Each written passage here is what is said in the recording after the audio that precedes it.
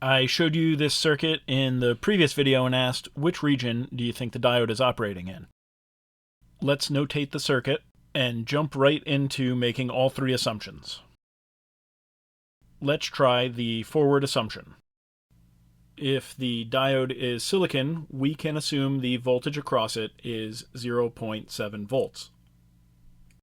There is one voltage supply and one assumed diode voltage. We write 1 kVL for each. For the 10 volt supply, we get this kVL, and for the diode, we get this kVL, since node A is on the positive side of the voltage and node B is on the negative side. We need one more equation, which will be a KCL. I'm going to avoid node A since the currents through the voltage supply and diode add unknowns. I'm going to avoid node B for now, since the diode current adds an unknown. A KCL at node C does not add an unknown and will lead to a linear system. We rewrite it in terms of the node voltages. These three equations form the linear system we can solve. With a bit of algebra, we can rewrite the linear system in matrix form and find a solution. This solution is only valid if we made the correct assumption, so let's check it. We use the node voltages to calculate the current through the diode. In this example, it's easiest to write the KCL at node B since there is no single resistor in series with the diode. Next, we solve it for the diode current, rewrite the terms using the node voltages, plug in the node voltages, and find the numerical solution. We now have the operating point and can think about where it is on the VI curve. We see the operating point is not feasible for the forward region of the diode. This means the forward assumption was incorrect. Let's consider the other assumptions. Let's try the reverse bias assumption. For the reverse bias assumption, we assume the diode current is 0 amps. The voltage supply hasn't changed, and it still leads us to write a KVL. We are no longer assuming a voltage across the diode, so we are done with KVLs. We need two more equations to find the node voltages. Node A still adds an unknown, and it's an unknown we don't care about. That leaves us with a KCL at B.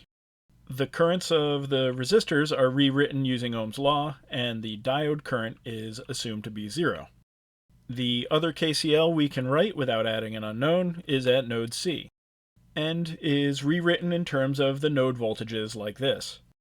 Using these three equations, we write the system in matrix form and compute the solution. We assume the current, so we check the voltage.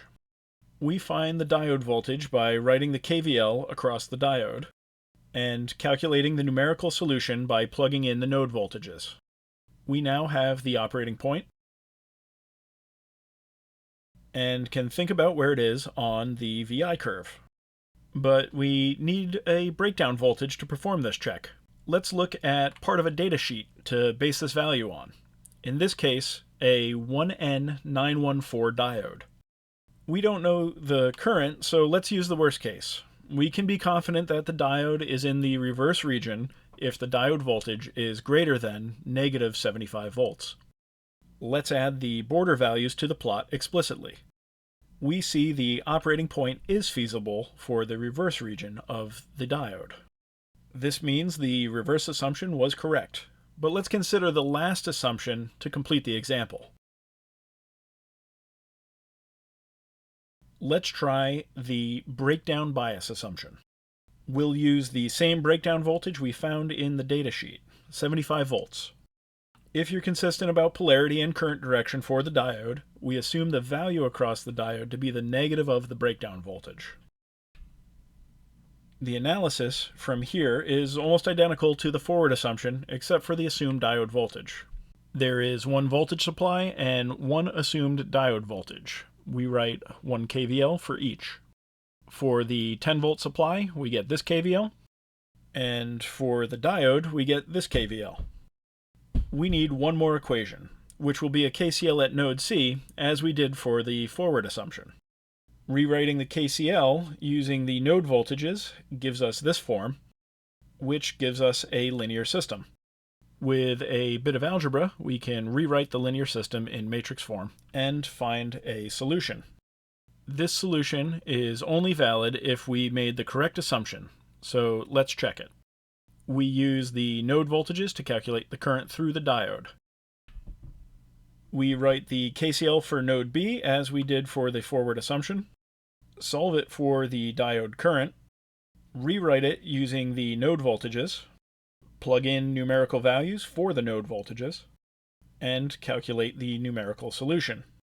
We now have the operating point and can think about where it is on the VI curve. We see the operating point is not feasible for the breakdown region of the diode. This means the assumption was wrong. Let's look at all three results in one place, including where the points are located on the VI curve. Of these three potential operating points, only one falls on the VI curve. Good job guessing if you started with the reverse assumption. If you started with a different assumption, that's okay, as long as you recognize the assumption was incorrect and ultimately found the correct one. I'm going to work a few more examples like this one. Here is the next circuit I will analyze. What region is this diode in? Take a guess. Try to analyze it before the next video.